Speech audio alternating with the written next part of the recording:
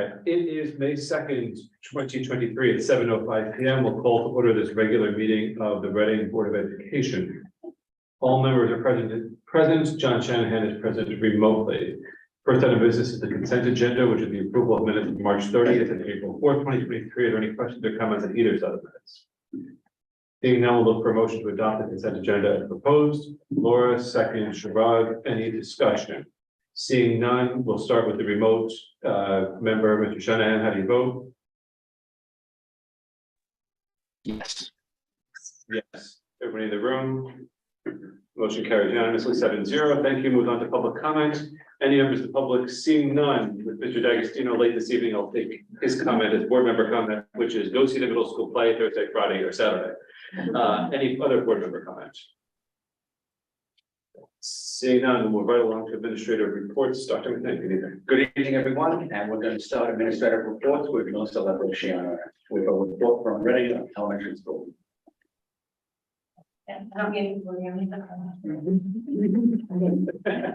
So I'm excited to share. So I think maybe a month or two ago, I shared with the community that we started to collaborate more so with New Pond Farm. So we are starting to get back to our roots. And recently, myself, Melissa Null, and Matt Farina discussed a field trip that used to take place with our third graders where they explored Reading in the town. And they visit Town Hall and a lot of the other Reading landmarks. So I'm excited to share that field trip is coming back. In conjunction with many key leaders in Reading, this town is being reborn. We are grateful to the Reading Historical Society, Town Hall, and the Daughters of American Revolution for their willingness to assist in providing the opportunity for our third graders.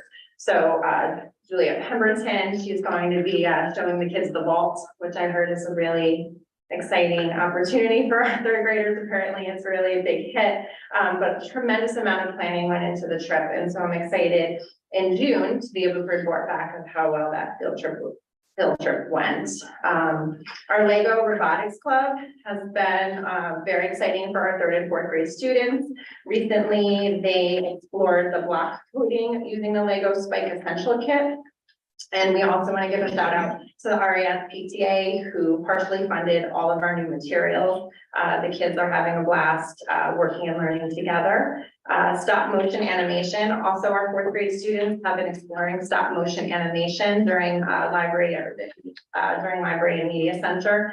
They learn the essential components and they've been able to create movies around the theme kindness. If you have access to this electronically, we have links on here to show you some of the kid videos that have been created, and you can see our student movies, which have been really great. And I also want to thank the Mark Twain Library, Lisa Cedarbaum from one of the children's librarians at the Mark Twain Library visited kindergarten students recently during library class. She met with students to share information about the wonderful opportunities that our town library has to offer. Children learned how they can get a library card. She even took it a step further and delivered the cards and facilitated being able to get the cards for families. She read a book called Chicken Story Time by Sandy Asher, and all the kids thought it was hysterical that all of the chickens showed up to the library for story hour at the end of the story. So we are so excited to be able to get back and using so many of the wonderful resources and the people in this community to support our students. And it's nice to be able to showcase how we're able to do that again.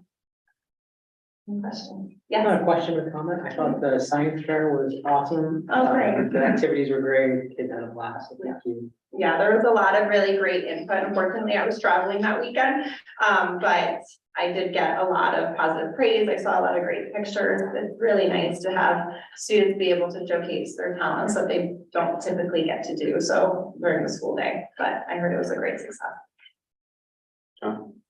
I had watched the stop animation movies. They were nice. Do all the kids contribute to that, or just certain one? So that was a grade level project. So that was primarily our fourth grade students. Other students do other aspects of. Like it was the whole fourth grade. Yeah, it was all the different fourth grade classes. Good. Yeah. Just a question. I know you sent me a note today on kindergarten enrollment. It looks like we're still targeting 88. Yeah, we have one more. Oh. No, because I know I sent you an enrollment report, I think a couple weeks back, where we were projected at 87, now we're projected at 88. I think what I sent you. So we currently have 50 students who are fully registered into Power School. We have 28 that still need to roll over from our current preschool. One person had come in recently and started the paperwork, and then we sent paperwork to 9 other families that we haven't heard back yet. So that's why we're still hovering around that. This is a number on track of what you expected. Yeah. I think we had projected like anywhere between 85 and 90. And so we're about that. Okay, any other questions? I'll just comment, that's the field trip and some of the other activities, they sound really exciting, and just looking back like a year and 2 years ago, I mean, we're a completely different school now, and it's so reassuring and exciting to hear. Yeah, it's like even just the little things, like even bringing back like the whole school assemblies and Yeah, hearing kids in the hallway being like, we've never been to an assembly before. You forget, you take that for granted, but our second graders hadn't ever been to a school assembly. And so it's been exciting to be able to bring all that back again. And as a general reminder, our bus contract includes a free in-district Yes. field trip every year, and hopefully we're leveraging that. Yes, we definitely take advantage of those. I think we get a certain amount each year. And that was another reason why too, like when planning the field trip to the town or New Pond Farm and being able to collaborate with them, it's all these resources are right in our backyard, so it's silly not to use them. All right, Thank you. thank you. Sure. And we have a report from John Reed Middle School, an extensive report. Maybe you can provide us some highlights. So, You have 20 I'll take 20 to myself, 25 minutes. I will provide the clip note version. So, the 8th grade recognition ceremony is now scheduled, and will be held on Thursday, June 15th at 5:30. Rain or shine. Shine will be outside. Rain will be moved indoors. If we have to move indoors, that becomes a ticketed event to make sure that every student has somebody present and with a seat. So as we plan, we'll push out more information. Do we have capacity to run overflow in the event of indoor, where we I stream think it into this fit room, the room it. library? I think we can, yes. Yeah. How often does that happen? We're not gonna talk about it. No. It's not gonna happen. It's like- There we go. No, the recognition ceremony for many years was at Barlow.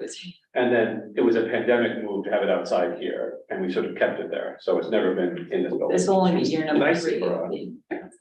Why not go back to Barlow and see if there's a. Yeah, I've never seen it. I've never seen that option either. So Well, I guess, the feedback was people enjoyed being on site. And we're hoping for the weather to cooperate. There are benefits to Barlow. At one point in time, the Barlow split was difficult. I think again, it was pandemic related. Yeah. But with moving back to the stadium for the Barlow ceremonies, their ceremony is on site as well. right. And they're using a rain date, Yes, yeah. which that's limits our dates. Right. But I think it's nice to have it on site, and there's an 8th grade sort of celebration after that, and is that still scheduled the same night, or is it gonna be different? No, I think that was always a PTA event, Right, sponsored event. I think that with the volunteerism and families wanting to go out with grandparents, with the students that night, that day became a little problematic. So they're planning a picnic, family picnic on a Sunday afternoon here. More information will be pushed before out. or after, It'll be a weekend before, so that'll be Sunday, June 11th, if all goes according. which is Georgetown Day. Oh, well, then it won't be that day. Then it shall not be, it might be a different day. There you go, that's all So, good. Jen, would it cause a panic if we had an off-the-record conversation about the rain date, or has that been set in stone? There's, I guess I'd like to. there are I haven't some been here. factors at play that are Yeah, okay. are implicated by cost and rental fees. Oh, sure, of course, if we Right. have it. Right.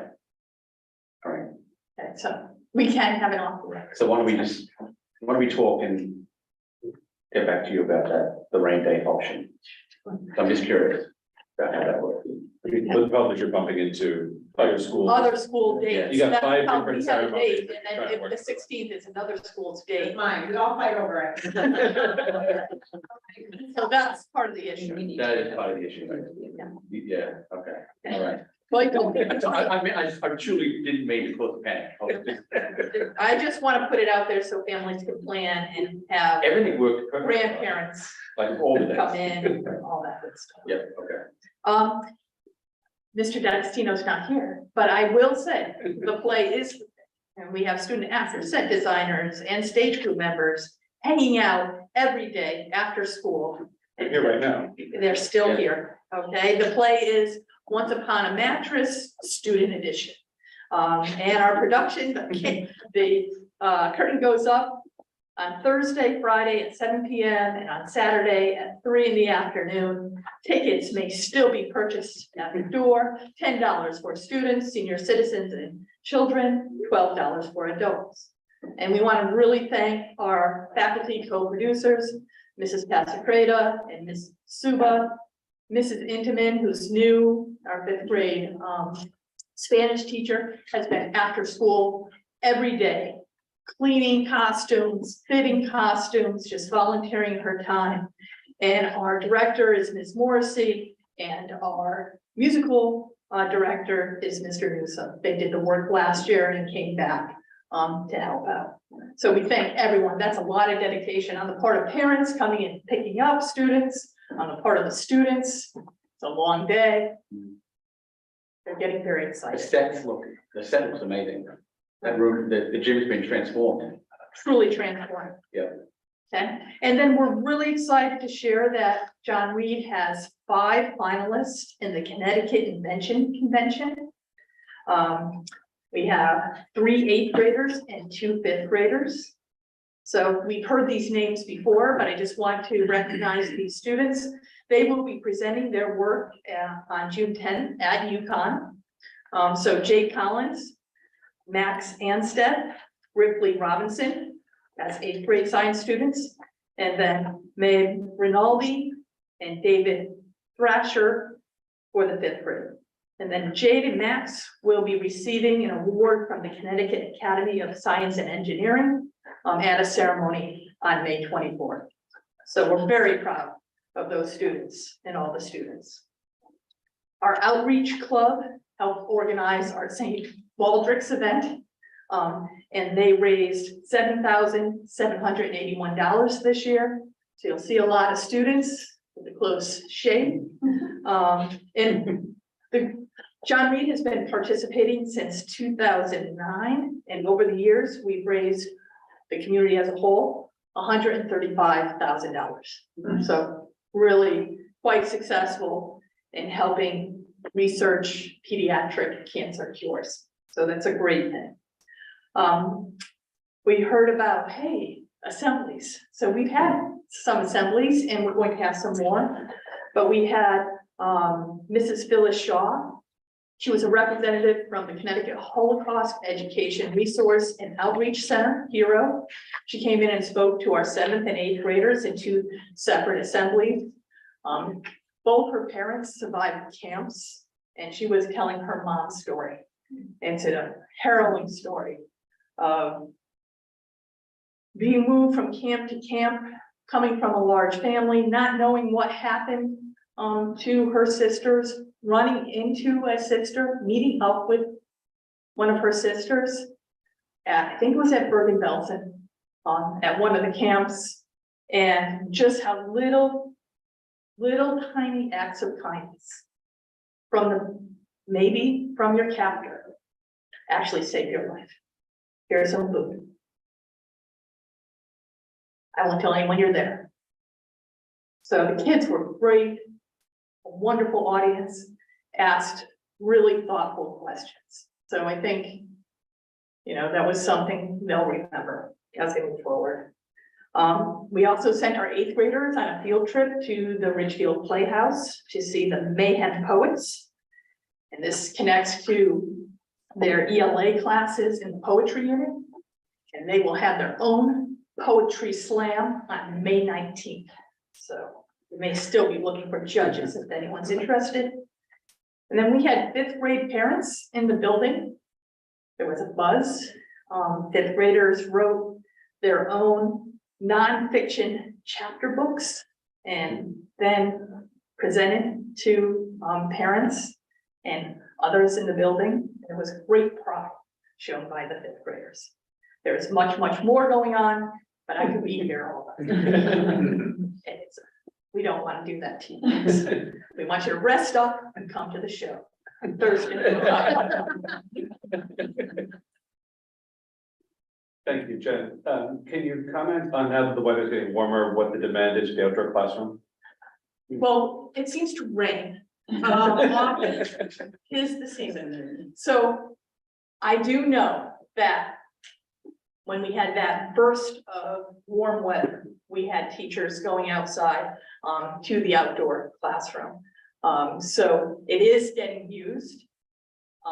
Still kind of wet over there and If the weather is cooperative, is that a location for the poetry slam or will it be here?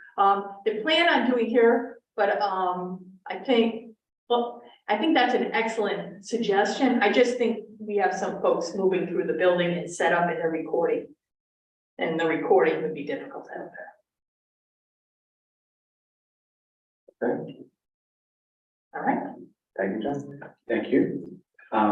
We know we were eagerly anticipating a financial update from Ms. Scrofani, but that's been moved to the prime time discussion and action section, so we'll hold off on that. We do not have an update from special education.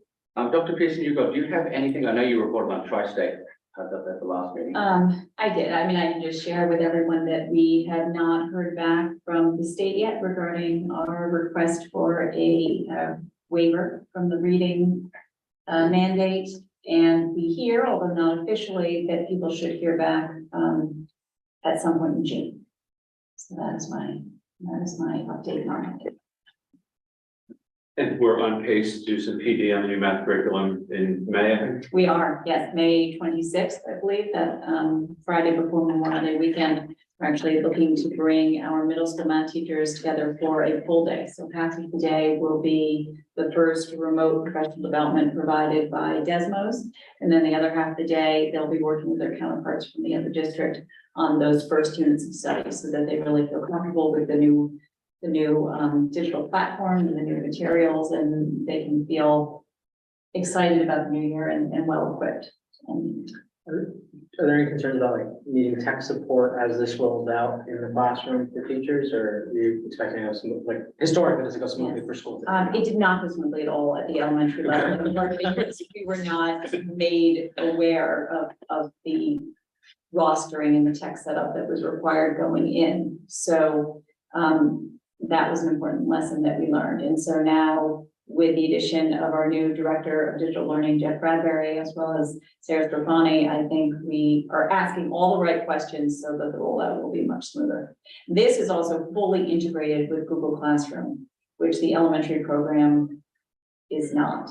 So the setup is it's much more efficient, it's much simpler. And teachers are used to Google Classroom already. Teachers are very used to Google Classroom, and one teacher here at John Reed and one teacher at Helen Keller had been using the Desmos platform, so they're all ready.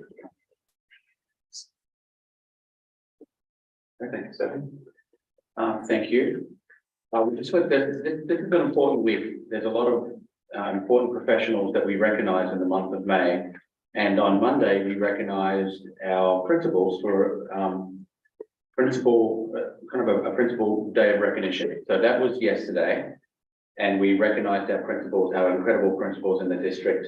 And we provided lunch for them. And this is also Teacher Appreciation Week. And I've been involved in education for over 25 years as a leader. Next week. Oh, sorry, next week is Teacher Appreciation Week. And so we've been involved in education for some time. I've been a leader and a classroom teacher and a principal. And we are looking forward to sending a message of gratitude to our teachers. And so I hope that you can reach out to your teacher as well. And just tell them how important their role is in your child's life and in our students' life. We truly have some of the best educators around, and it's our job to give them all the tools and resources that they need to be even better. So important recognitions, we had paraprofessional recognitions a couple of weeks ago. So our principals, our assistant principals, we recognized, and our teacher appreciation, which is all week. So please support our teachers because they're doing an excellent job. I met with 2 students today, and hold on a second. You may remember Sophia Baker and Blue Collins presented, or they talked at a Board of Education meeting. Was it last month or the month ago? 2 months ago. 2 months ago. So we circled back to them, and they wanted to make some improvements to the playground at John Reed Middle School, if you remember. So we met today, and some of their priorities are remarking the lines and the basketball courts out of the playground on John Reed Middle School with 4 square courts, the installation of some type of swing set and jungle gym, a rooftop or some type of tarp over the Gaga pit, because it's unplayable at the moment because of the weather, and that impacts them. A retractable roof, really, is what we're looking at. Retractable roof. New soccer goals or smaller soccer goals that are more portable. They're interested in just providing some trash cans out there so that they can manage the trash. They really want to make that area as clean as possible. For more sitting under the tree, and that all of these things, which are their priorities, turned into conversations about fundraising opportunities, asking for donations, setting up a possible GoFundMe page, bake sales and lemonade stands, and looking at what kind of relationship we can, what kind of conversations we can have with the PTA as well, and if there's anything that the board can do at the end of the year in terms of playground equipment, basketballs, 4 square, and so on. So it was a great meeting with Sophia Baker and Blue Collins, and they have a design which is really amazing, hand drawn about where everything should be located, and we'll be working with them, Mr. Maris and I, and we'll get back to you about where we are in terms of their priorities. But I think there's some things that we can do out of the playground. And that's all I have for admin reports. Are you working with them on costing everything out? Or are they working on that? Well, they realize that the most expensive item on their priority list is the swing set in the jungle gym. And as they said to me today, we know, Dr. McKinnon, that can range between $2,000 and $200,000. So they're going to fine tune their budget and their target a little bit. And I think there are things that we can wrong. No, they're not wrong. There are things that we can kind of check off the list right away, which will help them with. But probably the 2 things that, the 3 things are really the jungle gym, the swing set, and the retractable roof of the Gaga. Wasn't the company gonna donate? There was talk about donations. There was, Yeah. So, and I'm going to circle back to them and stay engaged in they realize that the playground swing set is also a long-term project. It's going to take a while to kind of see that through. That's all we have. Thank you, Dr. McKinnon. And in the interest of recognition, last Wednesday, there was a nice showing from the Reading Community Administration to recognize PTA Superintendent of the Year, Dr. McKinnon, Middle School Teacher of the Year, Nora Gatos, and Paraprofessional of the Year, Sharon Cormier, at a nice dinner and reception in Rocky Hall. Lovely, thank you. Brings us on to discussion and possible action. Item A is Educational Spaces Modernization Project Update. And while we know that the referendum is ongoing for the next 31 minutes, Dr. McKinnon, can you provide us with an update from Tecton and what the plan going forward is in the event that the referendum is successful? So Justin Hopkins is the lead architect on this project, and he's had conversations with Sean from the building department and with Mr. Paola, who's the fire marshal. And they don't seem concerned that any significant changes need to be made in terms of, or they don't, those building officials do not see any roadblocks, according to our project. And so he expects to have technical drawings for the interior architect design of the long wall in the kindergarten hallway, which will include measured drawings, fire rating, means of egress, wall assemblies, door assemblies, window assemblies. All of that will be called out in their interior architect design drawings. And it will include kind of also the wall that we intend to modify in the John Reed Middle School library as well. So we expect to have those drawings on Friday, which is a really important step in terms of what the next phase is, which is really bidding the project out and finding a construction company who is going to do the work. And so I think tonight we also need to brainstorm what that might look like. If we anticipate having the drawings we need for the project and the project gets approved, then does the board need to develop an RFP to bid that work? And if so, what are the next steps? Because I think the principal concern is being in a position to put the shovel on the ground the first day after kids are out of the building, basically. Because it's gonna take, it's a summer project, and if it doesn't get off the ground when summer starts, it's not gonna get off the ground at all. Correct, yeah. It's a pretty straightforward project in terms of the walls and the windows and the doors and so on.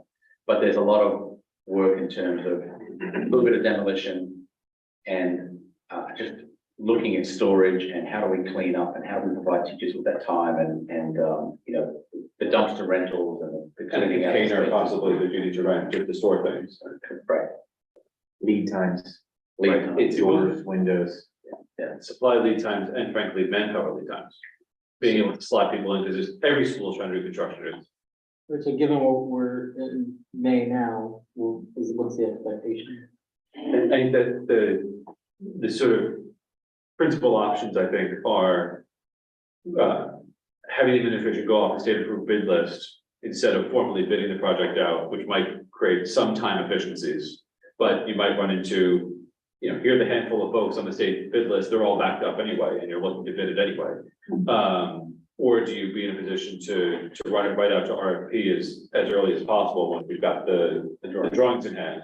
And what sort of short window RFP you put together so that we're in a position to open the bids and approve a contractor and put pen to paper really this month, so that everything's ready to go next month. Is there a legal requirement for how long the RFP has to be out there?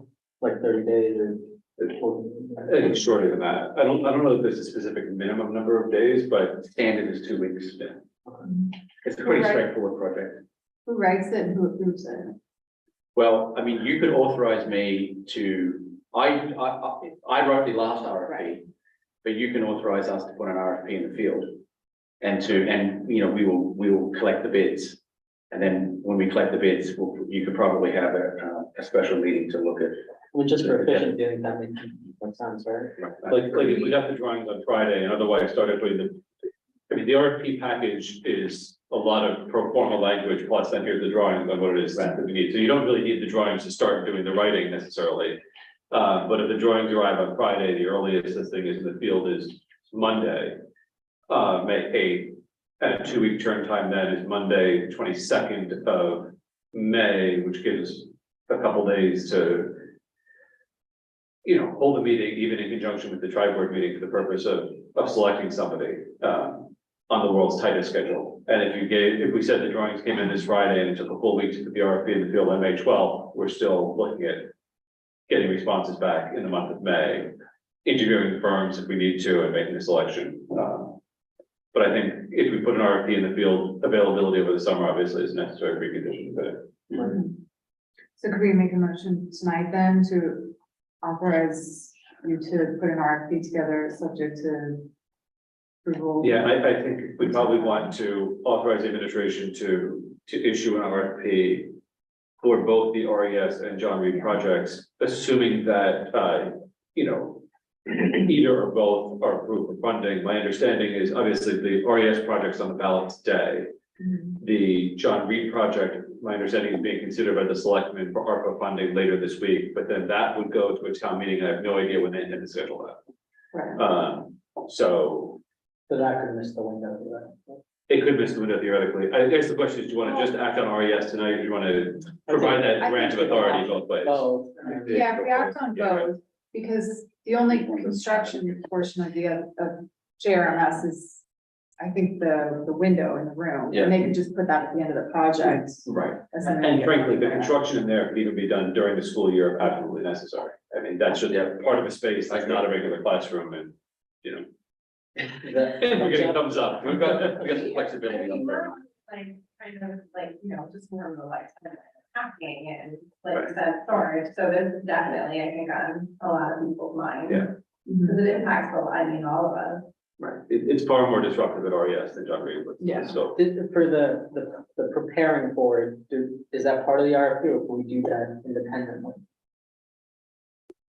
So like the construction company that's gonna build it also gonna provide the dumpsters to dump stuff out and. they might provide the dumpsters, I think we can go ahead and provide the storage containers, and if we wanted to park storage containers behind the kindergarten wing and have them be filled earlier, we could do that, but. I think we could probably do the dumpsters ourselves, just because we may need to do them earlier. Right. Honestly, you could even make it a community thing. Yeah. Really, I mean. Well, people will The really- trash train, that's that. People will do that, yeah. We are gonna have funds left over at the end of this year. We could use funds at the end of this year, basically over the next 6 weeks to. Cause you could put those tomorrow if it passes the budget tonight. Because part of the issue is the number of staff days and staff hours that exist, and all of the teachers in that second grade wing and the kindergarten wing, on the assumption the project is going forward, are gonna have some work to do to make their spaces available for that work. Yeah. Kindergarten in particular, but second grade for sure. When we did the flooring project, just to take you back probably almost a decade, more than a decade ago, when we replaced all the carpeting and flooring, that was mapped out over a couple of months because the teachers really needed to pack up their rooms entirely. Or does that mean you're worried that this is not enough time for them? to I do it? think coming up with a plan, and sounds like people are really already planning for it, but I think the sooner we get something on the calendar and there's a clear plan in place for. I think if there's gonna be a container involved to store things, the sooner we get the container on site, the easier it's gonna be to map out a plan backwards to Yeah. do that. And then it's just a matter of finding the time, like when do teachers do that work, right? And it might be a function of the teachers are tagging things and we're bringing in help from the outside to do the moving of things so that it's not a all encompassing project. In my previous district, in one summer, we finished the construction of an entire school.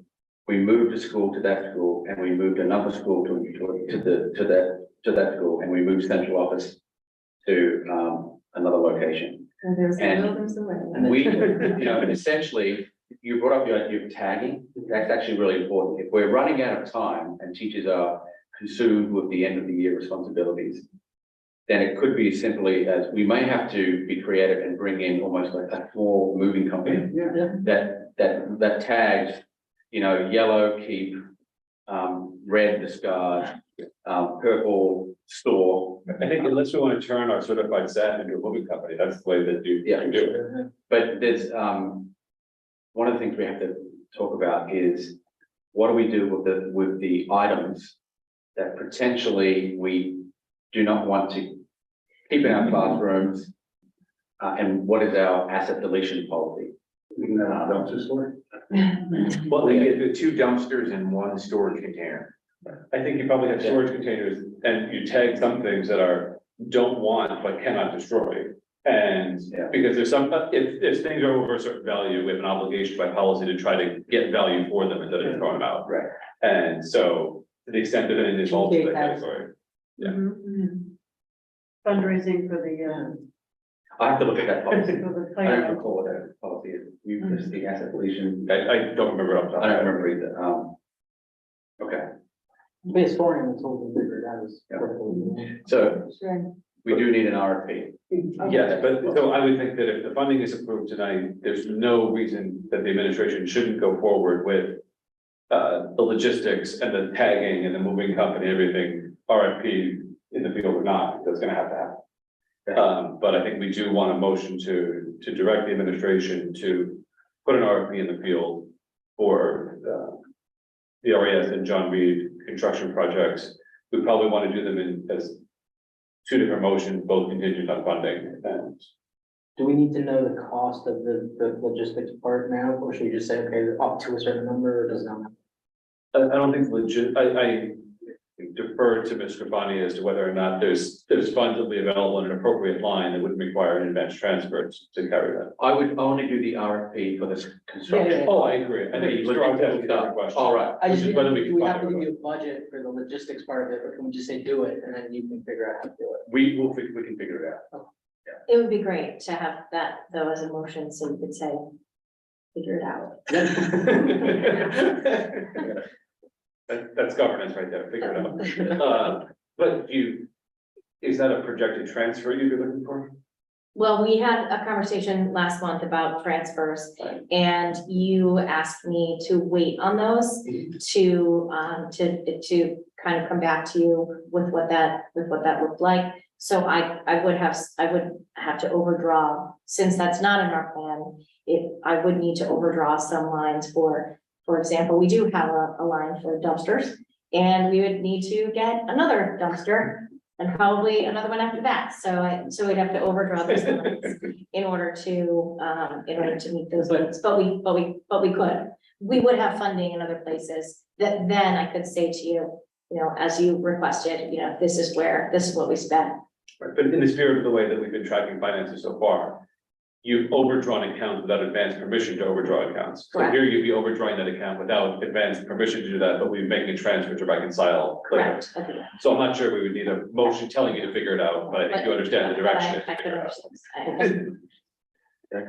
And I don't know that technically we must do those transfers. We can decide, in June whether or not you'd like that to happen. It's depending on how the board would like to see that information presented. And there's a distinction between intra-category and inter-category transfers, is what you're really talking about. And we also had the discussion about letting the, the account balances land where they land, so that we can then look back at them and understand that we were over or under budget. It's an authentic view of what happened Versus, zeros everywhere. It's like, But oh, we we're perfect.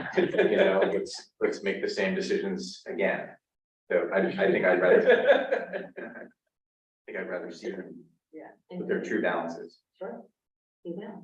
All right, should I make So we're down back to one more. So we're looking for, two motions? right, starting with an RES motion. Okay, so I'll make a motion to authorize the administration to put out an RFP for the RES Educational Spaces Modernization Project, subject to Town of Reading funding approval. I'll second that. Thank you. Any discussion? Seeing none, we'll move to a vote, starting with Mr. Shanahan online. Yes.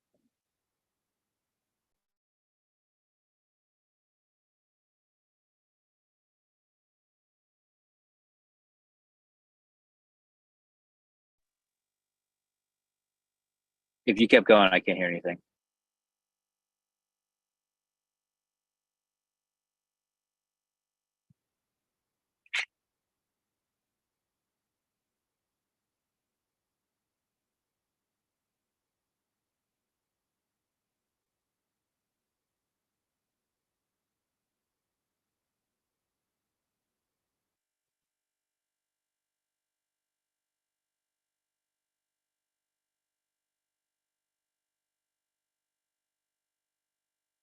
John, can you hear us? There you are. Okay, let me just move it back over. It was so smooth until we started clicking buttons.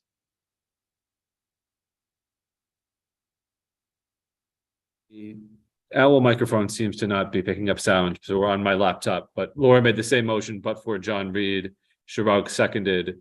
Is there any discussion? Hearing none, we'll call for a vote. John Shanahan, Yes. everybody in the room? Motion carries unanimously. Thank you. A small request. And I know this is silly, but can we do something other than an educational spaces modernization project like ESM or something? I just want to talk about this. It's just, I always forget the name. It's just a lot. But then people are gonna ask you what. it's- All right. Okay, so with the ESM agenda item complete, we'll move on to RES branding, Dr. McKinnon and Ms. Labrusciano.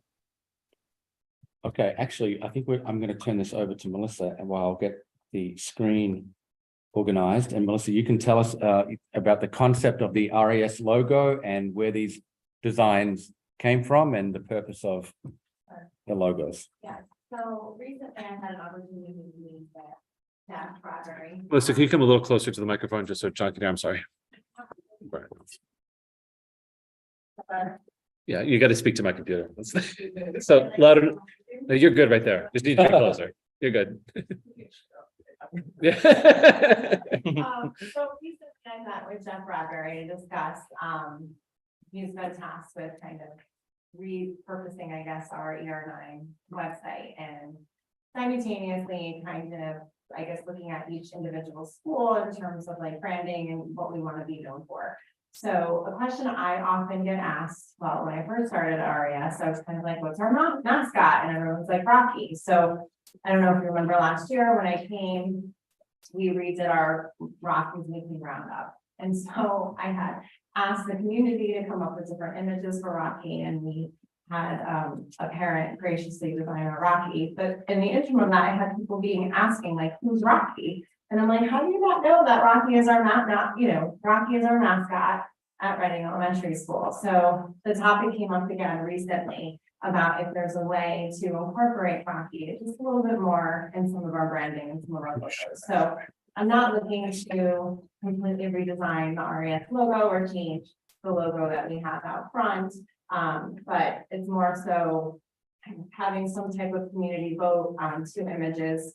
The same family that designed our Rocky's Weekly Roundup had come up with two ideas that we could do some type of vote to just kind of incorporate more into our spirit wear, maybe some of our letterhead, our website, because Rocky is definitely much more involved with the cheer in regards to our whole school assemblies. He makes an appearance each time. The kids know who Rocky is. Our assemblies are called Rocky Rallies. So just the idea to have Rocky, our school mascot, in some of our imaging makes sense. So here's one design. So I'm gonna share it, my screen so that John can see it. I have talked to Tara Patrick about it. Initially, we were thinking of doing some type of even community vote today in conjunction with the referendum, but we didn't really want to rush the process and have a conversation with all of you first. So the idea we've talked about it. Yeah. And obviously, whatever decision the community votes on, so this would be another option. We would obviously discuss with the PTA for spirit wear and branding and things too. Are you open to like opening up the opportunity for like, I don't know, kids or the community to submit their own designs? We did that with the Rocky Weekly rally. We didn't get a ton of interest in that. So what happened, it all fell kind of in place. So I had met with Jeff, and then the parent who designed the Rocky Weekly Roundup had reached out about field day t-shirts, or if we wanted in the future he said, I'm happy to offer my expertise and services again. And I was like, well, it's so funny that you just got to because I was just meeting with our new director and this all came up, and he literally just sketched that in probably a matter of hours, the two, and him and his wife came up with some really cool ideas. And so right now he's taking these two ideas to make them look a little bit more colorful, to kind of do like more of like a voting type, like A or B, or which one do you like better? We talked a lot about incorporating the logo that we have in front into the new images. So on one of the paws, he put like the stones that are on like our initial logo. So there was a lot of talk of like how we can incorporate the outside sign with the Rocky logo as well. I was just looking for something a little bit more child-centered and friendly. I mean, the outside sign right now is beautiful, but when, it's like on a kid's t-shirt, Like, where's Rocky? This one here? It's very Yeah. corporate. I love it. I mean, It's very corporate. It's only about. It's like 7-ish years old. Yeah, no, Maybe. no. I mean, this sign got put up and then it got knocked down, like almost as soon as it got put up. But, yeah.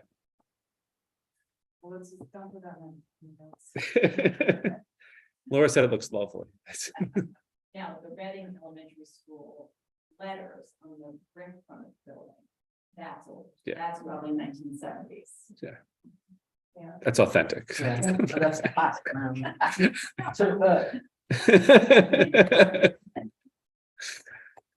did not, where did you land on letting other people submit stuff or no? Or you kind of like that?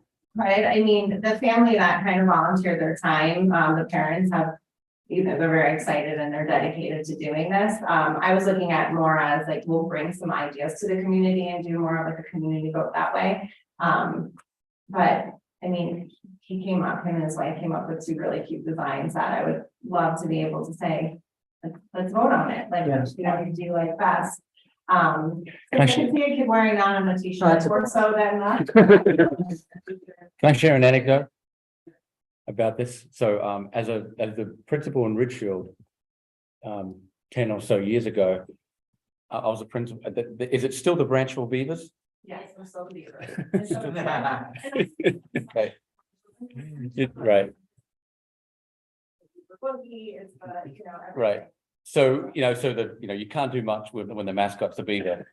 But we did have a student draw, we were kind of in the same place you're in now, right? The idea of the more formal sign that's on the front of the road and on the letterhead. And then you've got the beaver, and how do you, do you have a design like this and you vote on it? Versus do you have students, draw a beaver? And so we went with the other option where students could draw the beaver. And then we had kids vote on the concept. And I don't know if you've ever seen it, but the Branchville beaver is basically it looks like a mouse with 2 teeth. And it's I strongly. Yes, it looks, yeah, it's scary. It's really scary. So I think that you probably can't go wrong with these again for t-shirts and for merchandise. Not something that That's something playful. Yeah, something like you're not really looking for board approval on on stuff like this. So, and that's a cute. But where's the raccoon's body? Where's Where's the raccoon's body? With AI logo design now, like I bet you kids can come up with some cool stuff for that. Oh, okay. Oh, well, I didn't think about that. 10, 15 years ago, it's definitely a rodent with teeth. I can't find it. You can't find it? I gotta send it to They're hiding it. you. Mrs. Hankley, you know what I'm talking about. I know, right? I know. It's right. It's the same? Yeah, yeah. I mean, like, it's formed for like field day shirts and stuff. Yeah. Why mess with That's perfection? the closest one. It's a kid wearing it. Yeah, that's actually A good one. But like the costume is also like, I do my weekly class, but the costume is also. That's funny. But yeah, so this more came about as part of like school website, like small imaging, just having Rocky involved. Cool. that's sweet. Oh my God, that is frightening. Yeah. Yeah, no, That's just a beaver. that's something else. I'll check. It's literally a hand-drawn animal. Oh, so they never refined it. No, and the kids loved it, right? This is why you don't like kids name ships and. So Stephanie, are you the institutional memory on the formal logo and the stones, which until today I thought was a tree? They're stones, right? Carrie was the principal of RES during the time that sign was changed. And she also enlisted parents who were very interested in being a part of a redesign. And I want to say Carrie also worked with a student leadership group who contributed, and they considered, a parent worked with them to consider a lot of different images. And I don't recall whether there was a full school vote, but I know that students were somehow involved in the process. And the stones I know symbolize something. And I don't remember they do mean something. They replaced the sign. The sign that used to be there is exactly the same thing as exactly the same as the sign that says Reading Community Center. It was just a black and white. The sign is just a little controversial because it's size. It might have been a little too big. I like this one better, but it looks like it's, the tail's in the way of the lower part of the E, so it's like RFS. Like, you might be part of my designer of these are being shown. Yeah. Like, it's a couple of days to just get an actual like graphic with some ink. No, very good. Yeah, he could take that beaver, I don't know. The mural project that we're looking at before, for RES, would this be incorporated into that? So that, one of the images that I think are going in front of the basketball court does have a Rocky. That parent also had drawn as part of the mural work. So yeah. Rocky used to also be a huge mural in the cafeteria. Oh, really? Yep, where the waves are. Yeah. I did that one. I met one of Yeah. those tenants years ago while I was projecting a huge image with my ink. And it was Rocky wearing a t-shirt and. Wow. Yes. Not Sylvester Stallone, but a different Rocky. And Rocky's name, Rocky, came in 2007. Okay, so I don't think RES and Melissa's looking. That the beaver, there's the beaver. It could be. Scary. I'm find the costumes. No, that's it. That's even a question.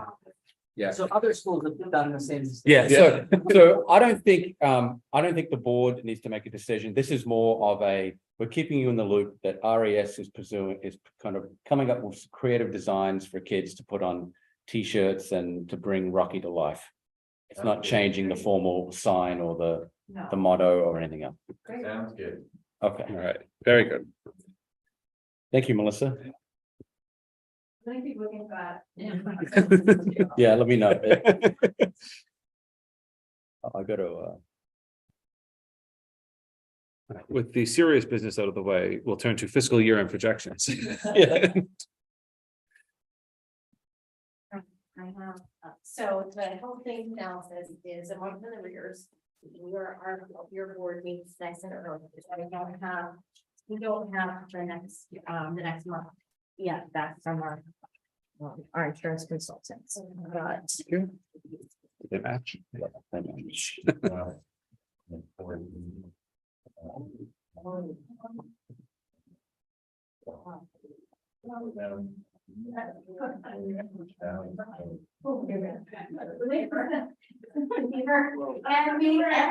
Beaver, go ahead. Good, please, yeah.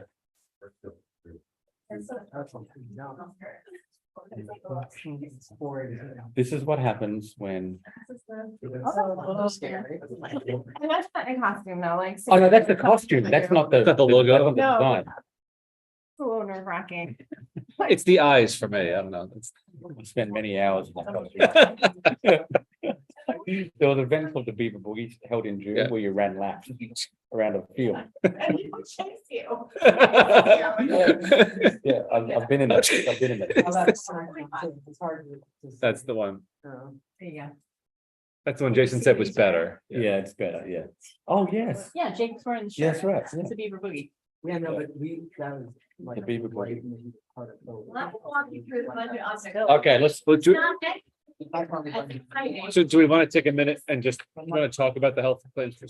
Healthcare and also health rates. Okay, all right.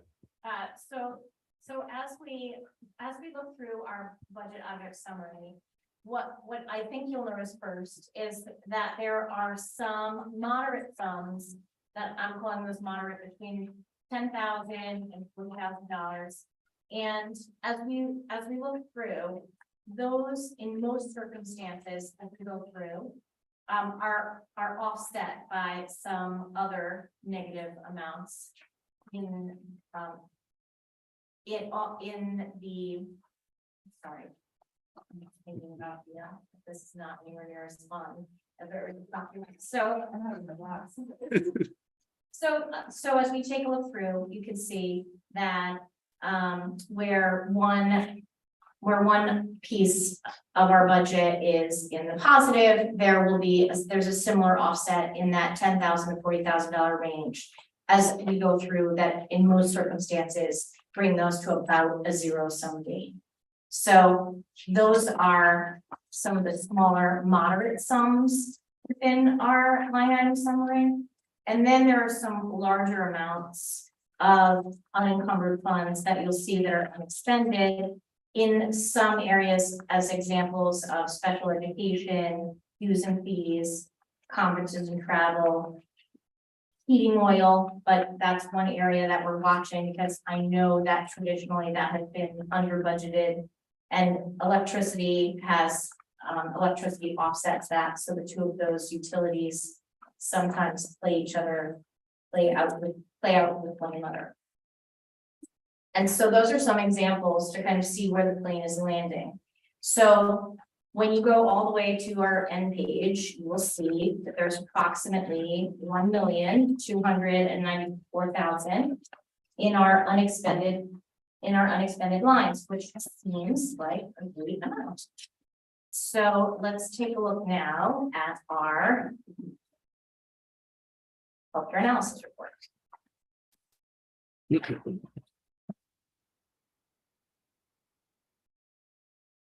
So what you'll notice here is that last month, we had 418,901 as our claims, and that is one of the higher claim months. But that also was 5 weeks worth of claims. And so we have obviously 3 months left.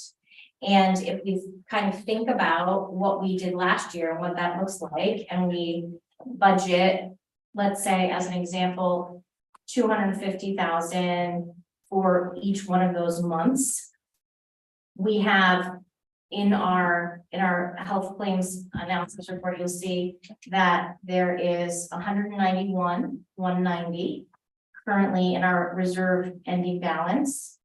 We have encumbered all of the lines that we have currently for healthcare in the amount of approximately 476,000 is remaining. So if you're looking at your budget object summary, those are 270, 271.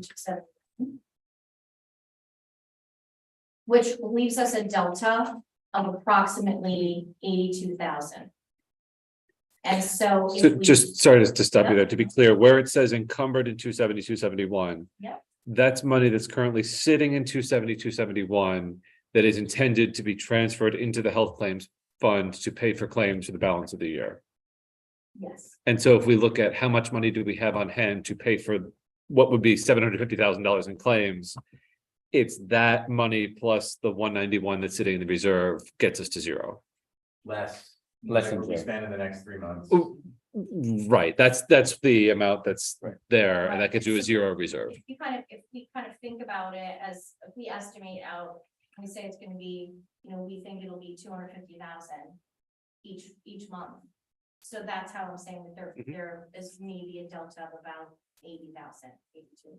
We were expecting it to be 250,000, but including March, right? So how confident are you that you estimate of 250 is realistic for the remaining months? Like, was there an anomaly that caused this to jump? Well, it's 5 weeks. It generally goes up. It generally trends up a little bit more in the springtime. So I don't know until we kind of see this next month. I think 250 is pretty conservative. I don't think we're gonna see a claim that's higher than that again, but I'll know next week if that's really the case or not. But I don't think that when we take a look through, I mean, our average has been 213. So I don't think I think it's pretty I think it's pretty realistic to say 250 is a conservative, is a relatively conservative number.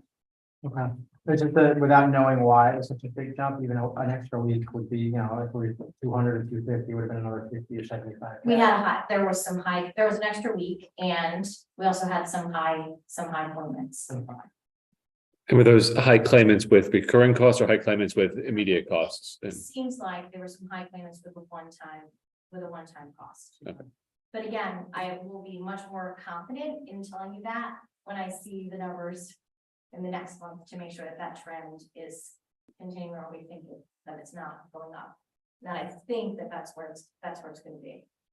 So I think that 250 is relatively on the mark. So no concerns about how we budgeted for next fiscal year as far as we move, so based on the 250, we expected to have, I think, 800K left at the end of the year. Yeah, so last year we ended the year 200,000 approximately in the rears with our healthcare funds.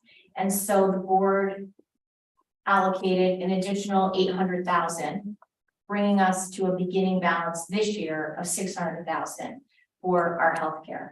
So if we have that 1.2 million that we anticipate will be part of our unexpended budget for this year, and then the board decides to allocate once again the 800,000 towards the healthcare, then you would approximately be left with about 400,000. And because I'm always conservative, you know, the big question is where are we gonna land the plane? So then I think that it's safe to say that we can land the plane in that $300,000 mark at the end, given that I've, you know, asked everyone to work hard to encumber the funds in your budget object summary. You know, I'm sure that there are some things that are unanticipated or have not been encumbered yet. But I think 300,000, given your idea, given your last year's transfer of that 800,000 into the healthcare, I think that that's where we're going to end up. So let me frame it a different way and tell me if I'm misstating anything. 270 and 271 in the current budget year total about $2.9 million. That $2.9 million is budgeted to pay for claims and HSA contributions. Right now, we've spent approximately $2.4 million of that.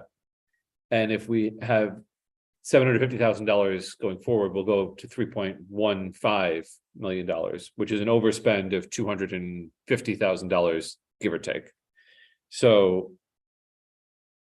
that would mean we would draw $250,000 off of the reserve that we entered the year with. So if we entered the year at 800,000, we'd be drawing the reserve down by 250 to bottom out the year at that point. But 200 went towards last year. Sorry, so 600 and you take the 250 off of it. I'm just trying to figure out.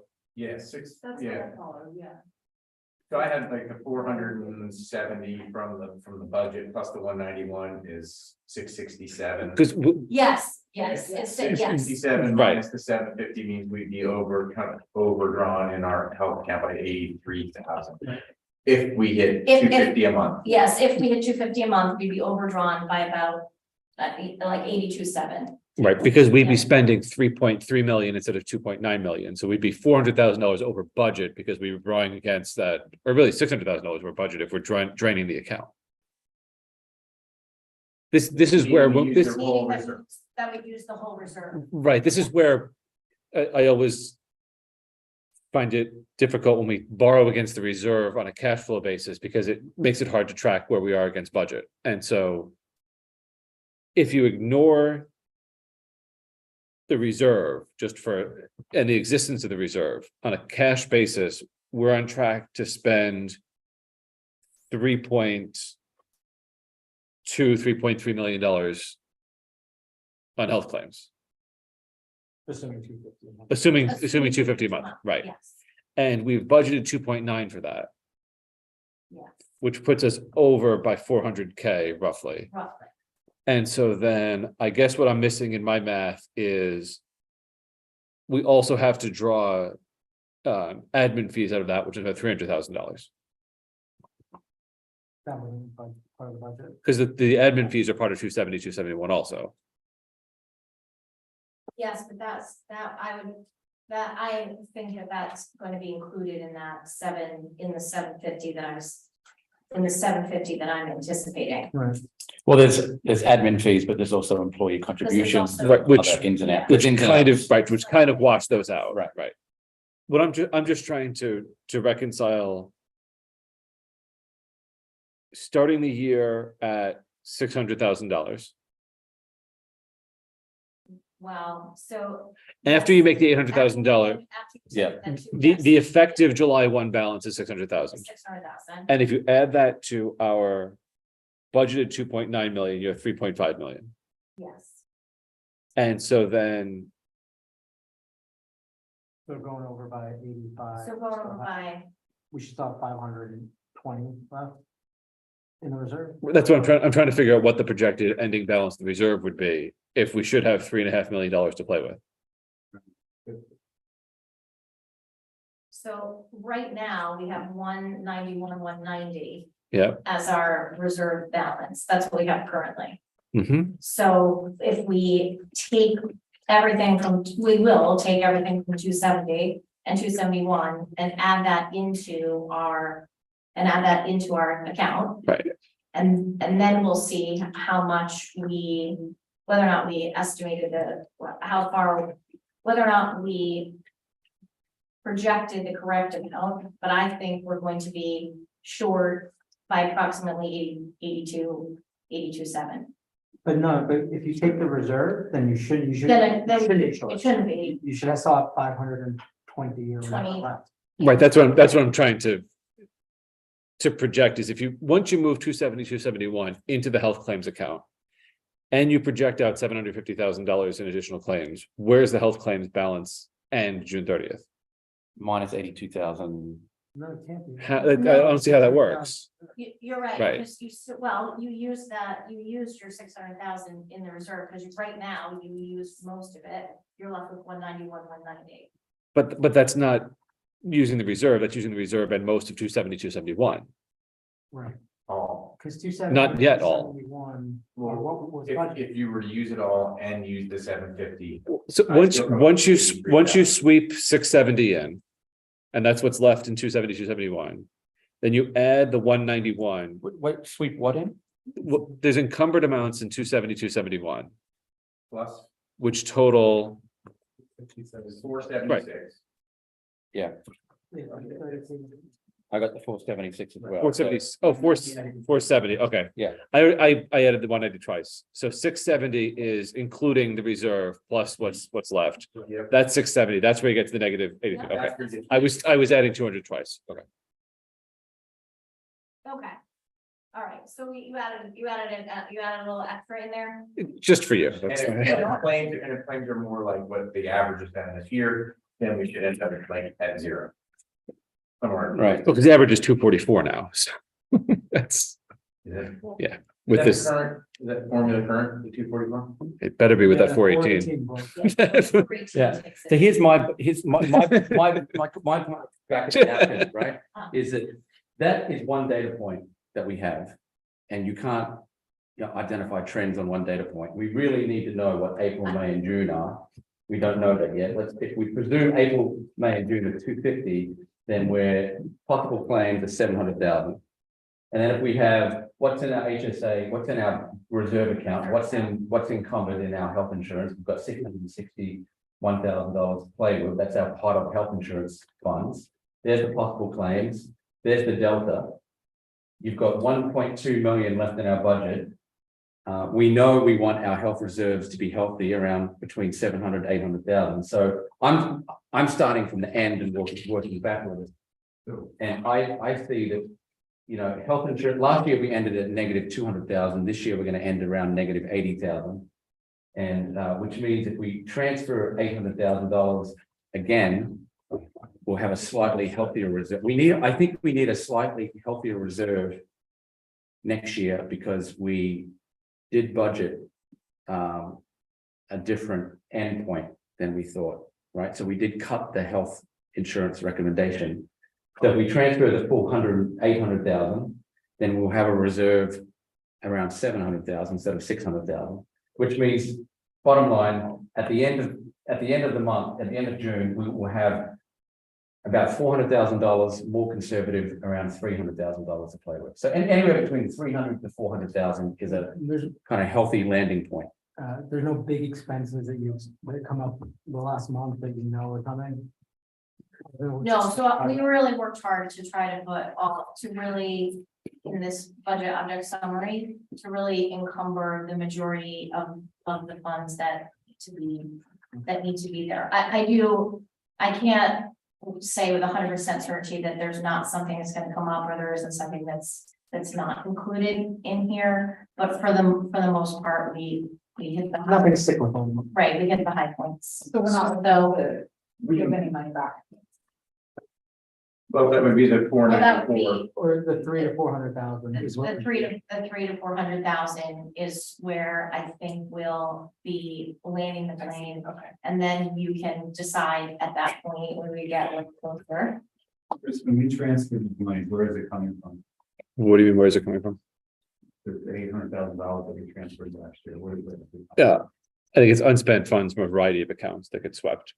So when I tried to sort of talk about the budget object summary, taking a look at all the little pieces, there are a lot of little accounts. So those little moderate accounts that have a little bit of money in them, they end up adding up over time through all of our budget to end up with that 300,000, where I think we're going to land. So there's only 1.3 million left that we haven't spent in the whole budget, and from that 1.3, we're gonna take 800 and we're gonna sign for next year. But I think it'll be more like 1.2. So, and I tend to be on the more conservative side of it, so I think it'll be more like 1.2. And then when you think about what you want to put into your healthcare for next year, because you budgeted a 5% increase over this year for your healthcare, 270, 271 pounds for next year, I think that's approximately where you're gonna land. And we're in no rush. For Yeah. the 800 goes, we have 2 more meetings. That's right. Before we need to do that, so we have the beginning of June where we'll get you'll April get and May?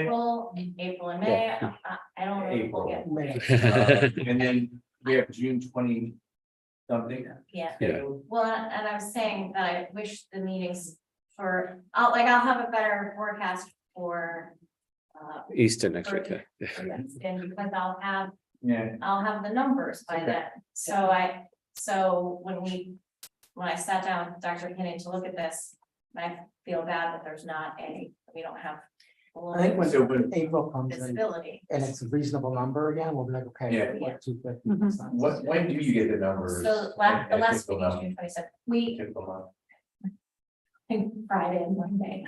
But we'll get them on Friday or. So like the Monday. 10th. Yeah. It's so So by close. we have the June 27th meeting, we'll have Yeah. all the way through May, there'll only be 1 month left. But typically, rather than making a motion to transfer an amount, we say we want to end up at a, Right. like if we were at 600 last year, we want to end up at 700 this year, then we vote to top it up to 700 Right. because we don't have the last month's claims. Right. Last year, when we were having this discussion, if you look at basically a traffic light, we were kind of in the yellow to red range, kind of, we were worried about health insurance, we were worried about end of year funds. We are in the green. Things are looking really favorable in terms of the options that we have, for the remaining of the year. Which gives us flexibility in making decisions about the projects over at RES in terms of dumpsters and furniture and so on. Great. I'm gonna stop sharing because I'm embarrassed. about what it feels. You should print it out as well. No, basically, Oh, no. Jeez.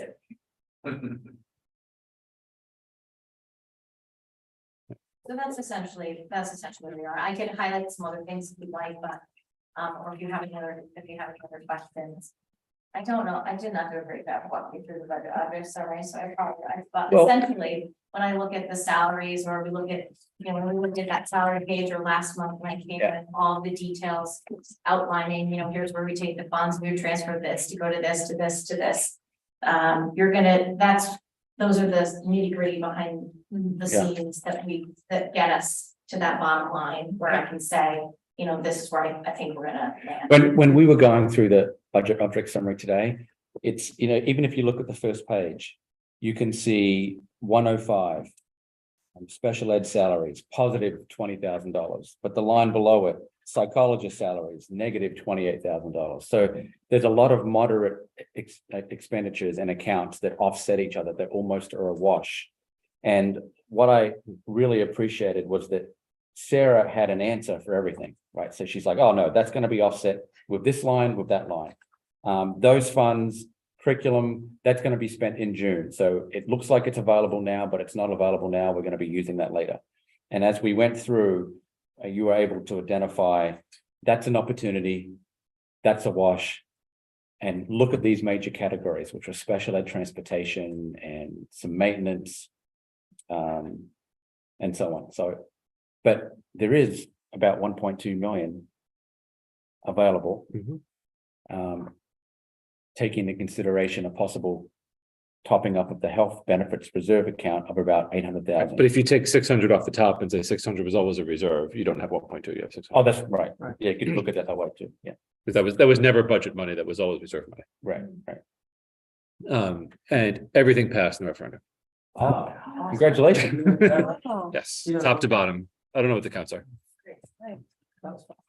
Do we hear about Easton? I don't know. Yeah. Where's that? I'm gonna go. It was up to 7 in January. That's great news. And Sarah, don't be hard to talk. You did a good job. He cheated. He had to do Yeah. That's what I shaded 27, 5 weeks of the month. After all, you had to follow. I did. No, that was, all right. Deep apology. Well, I think that Jason's agreed to dress like a beaver for the next board meeting. Is to make that- I'll dress like a Rocky. Don't we have a Rocky? Oh, it's Friday. Are they afraid of it? That's the point we're making. I know. I think we should bring a ball, or no, kangaroo in. Wow. A Joey. Yeah. Okay. We could do a falcon. Called me to tell me that maybe I needed to call someone. I said, no, no alligators. He calls, he's like, I just want to let you know, you might have to call because there's been, You need to call Kerma. There's a small problem. Sarah needed oxygen.